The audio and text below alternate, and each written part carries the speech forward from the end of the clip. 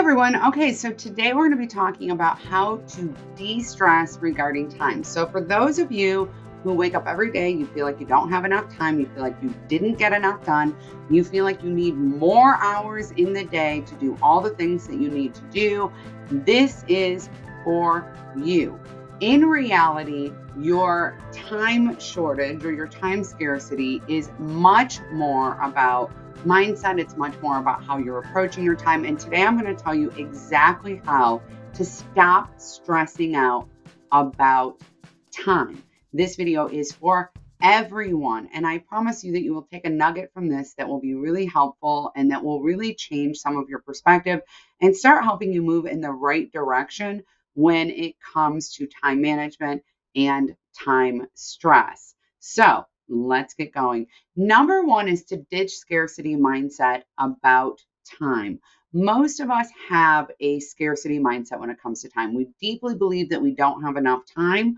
And we deeply believe that we are misusing our time or we're being wasteful with our time and that we need to do more and be more productive. This is actually what's causing you to not have enough time. I know that that might sound really wild or oversimplifying.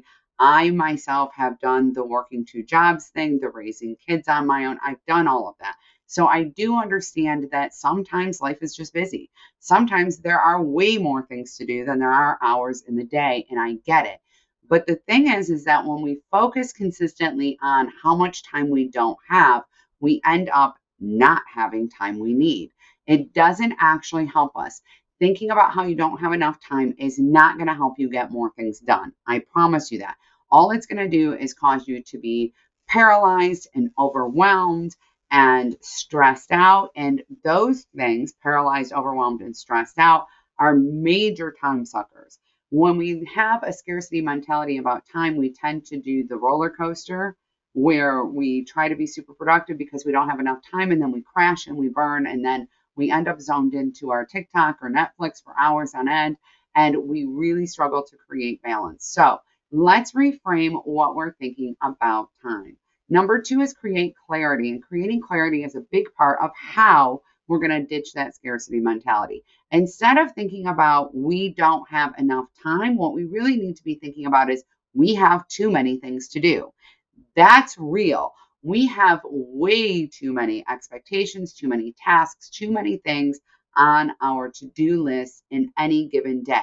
If you are sitting out there right now and you're thinking to yourself, well, Cassie, yes, I understand that because I am a woman and I am a working mom. And that means I work full time. I'm raising kids. I have to keep my house clean. I have to obviously get to the gym. I need to have a side hustle. I need to take my kids to their activities. Maybe you feel like you need to lead those activities or sign up for some PTA thing. You've got parent-teacher conferences. You're getting ready to go to school. I know just hearing it is stressful as all get out.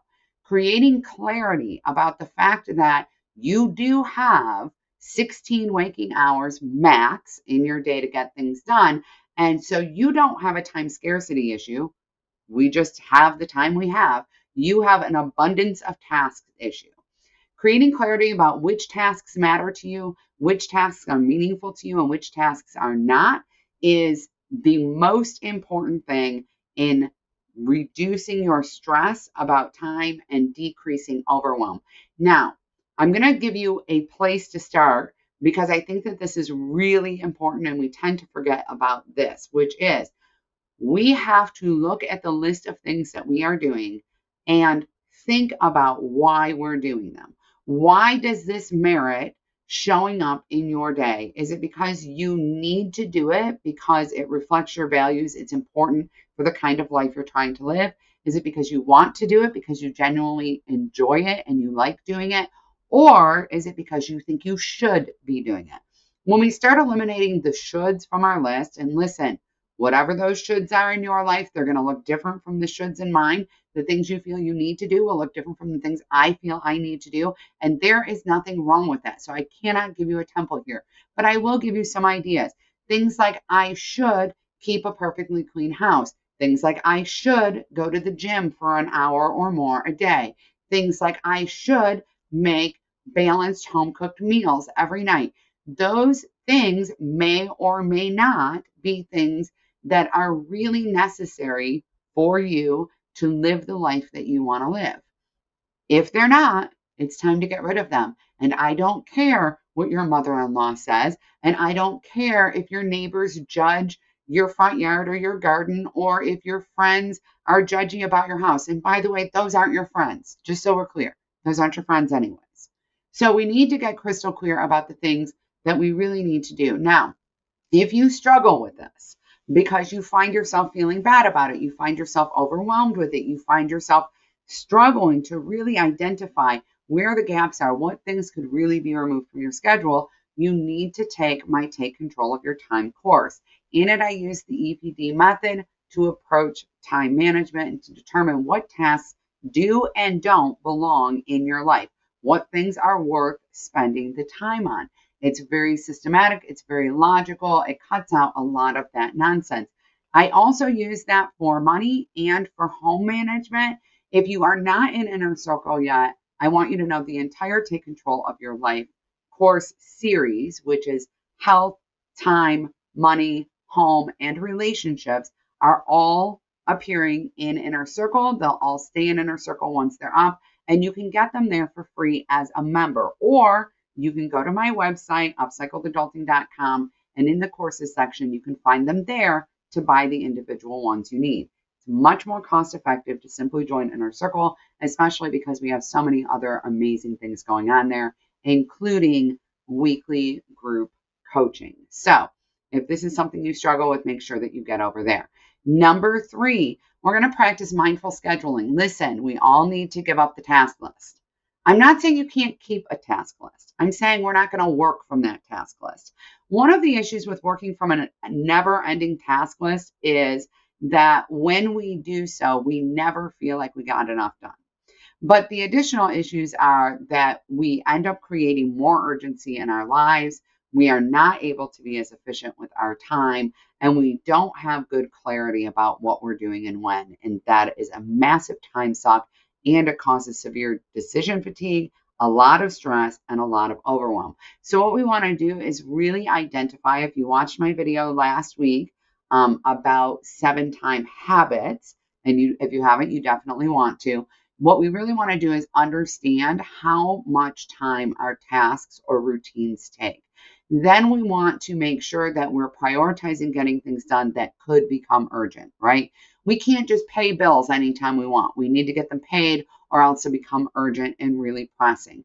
We can't just schedule a physical for our kids for their fall sports anytime we want. We need to get that done in advance so that it's clear from our schedules, because we have a timeline, right? So things that have timelines generally, or things that are more urgent, we want to get them done sooner. By the way, this also includes any maintenance care for you, meaning if you need a dentist appointment, if you need a mammogram, if you need whatever it is, we need to get that stuff scheduled. We're not going to wait until something is chronically wrong to address it. But then we also want to be as efficient as possible. So we want to combine things that are like with like, and we want to basically identify some time in our day that we're going to do them. Like Tuesday morning, I'm going to run errands. These are the 10 errands showing up on my to-do list, and that's what I'm going to work on Tuesday morning.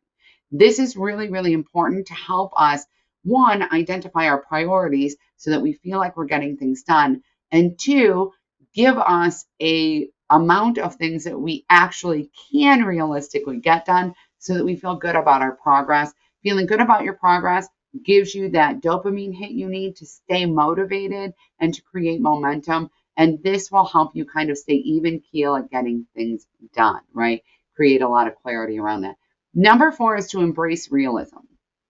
Now, oh my word, this one's really, really important, and so many of us do not do it. And I know this is one that I struggled with for years and years. So once I identified I have 16 waking hours in the day, and once I created clarity about the things I was needing to do versus the things I should do, and once I started thinking about how I was going to schedule things and stack them into my day, I decided I could do 16 hours worth of stuff in my day, right? I mean, I have 16 hours. Why can't I do 16 hours worth of stuff? Well, let me tell you why. I have an autoimmune condition, which is very real. Sometimes I suffer from extreme fatigue, or brain fog or difficulty with concentration or just generally difficulty with getting certain things done. In addition, because of that autoimmune condition, if I get overstressed, I'm very likely to have a flare, and that's very likely to put me down for at least a few days. I also happen to have 5 kids. 2 of my kids have special needs. One of those kids has autism, which means that I never really knew when I would get a call from the school that I needed to go get my child or go handle something. Number 3, I don't even know what number I'm on. 3, 4, 4. Number 4 is that I ran 2 businesses out of my house. And when you run 2 businesses, things happen. Just in general, things happen. Number 5, did I mention 5 kids? So it's not just about the kids with special needs who might need something. It's also about the fact that sometimes one of my kids would come home from school and they had a really rough day and they needed to talk. Sometimes they needed help with their homework that I didn't expect to have happen. I also happen to be the oldest of 4 siblings. So sometimes one of my sisters would be having a hard time and needed to talk to her sister, right? I mean, things happen, things come up in our lives. Also, I happen to live in Michigan and we have 2 seasons here, as many of you may know. We have winter and construction season. So just because I think I can get 6 errands run on Tuesday morning doesn't mean I really can, because what if there's pop-up construction? It happens, right? It happens. What if the weather's bad? What if I wake up and there's a huge snowstorm? Understanding that you live in the real world, I know this was so hard for me. I want to be honest and tell you, I know that it sounds like I'm making fun of this, but I'm not, because I struggled more with this than anything else on this list. You live in the real world. Real things will happen. Traffic jams will happen. There will be accidents that will happen. You will drop 2 eggs on the floor while you're trying to cook breakfast. You will have kids home sick. You will have whatever random set of things happen that is unexpected in your life. So do not pack your time. Give yourself time to transition. Give yourself extra time for things like traffic jams. Give yourself, I like to give myself a slush time, meaning there is a 2-hour window in my schedule every week. It's on Friday afternoon, and anything that I need to catch up on, I catch up on then. That way I go into the weekend having pretty much everything cleared off my schedule. But I know that I need that slush time. Part of why I need it so much is because I also am neurodivergent, so I have time blindness. So it's hard for me, even with time tracking, to understand how long certain things will take, right? Sometimes I do the mouse and cookie thing where I start a project and then I end up doing 15 other projects and then I don't end up getting to the next thing on my list. I'm being realistic about my own rhythm, my own way of doing things, and the real life demands that I'm dealing with. So that helps me to consistently feel successful, and it helps me to better manage my schedule so that I am not stressed and I am not overwhelmed about time. Number 5, and listen, I know some of you may really struggle with number 5 and you might want to turn me off, but don't. Number 5 is to unwind intentionally. All right. 1, we need sleep. You need at least 7 to 9 hours of sleep a night. And I do mean at least 7 to 9 hours of sleep a night, because that's for healthy young adults, is 7 to 9 hours. So kids need more sleep than that. Older adults like my age, I'm 51 now, need more sleep than that. It's important to know if you're struggling with an illness, if you're recovering from surgery, if it's winter, you probably need more sleep than that. So really understanding that you need the sleep, because not getting enough sleep is associated with basically every chronic disease you can think about, in addition to accidents and injuries being increased, not to mention the fact that when you're not sleeping enough, you tend to be really irritable, which means that you waste a lot of time having arguments you would not otherwise be having, with your partner, your kids, your friend, whoever. I mean, at least I know I did. In addition, you need downtime. Every single day you need downtime. If you don't schedule it, if you don't make the intention to take it, what you're going to end up doing is zoning into Netflix or zoning into TikTok, endlessly scrolling, because you do need downtime. Your brain knows it, your body knows it, and you will take it whether you mean to or not. So unwind intentionally. Whether that means that you play board games with your kids, or you watch TikTok for a half an hour, or you watch one of your favorite Netflix shows. I know Sweet Magnolias just came out. Everybody's obsessed. Whatever that looks like for you, take that unwind time because you need it. And I know that that might feel like such a waste of time and you may struggle to do this, but I want you to know that research shows that scheduling time to unwind, unwinding intentionally, taking downtime makes you more productive, more creative, and better able to concentrate and focus. So, any time that you take in that arena of downtime, relaxation time, and I mean in your waking hours, will result in you being so much more efficient and productive in your active time that it is worth it. It is worth it. So just take the downtime. I promise you, it's worthwhile. I know for some of you that's a big, big struggle. I know for some of you, you'll feel lazy and you will slip into beating yourself up and you will say, oh, I should be doing something. Listen, I have a friend like this and she thinks that she needs to be scheduled wall to wall and really struggles to get that release. And that is, by the way, relatively normal if you spent a lot of your life in stress, fight, or flight mode, right? In stress response. Because when you are used to being in stress response, it's hard to get into that parasympathetic rest and relax mode because your body is so used to being in that space. So it feels uncomfortable at first. But I want you to know that it's completely necessary. And if you're struggling with it from an ethical or moral perspective, or because you're judging yourself or you're punishing yourself about it, I do have a TikTok video.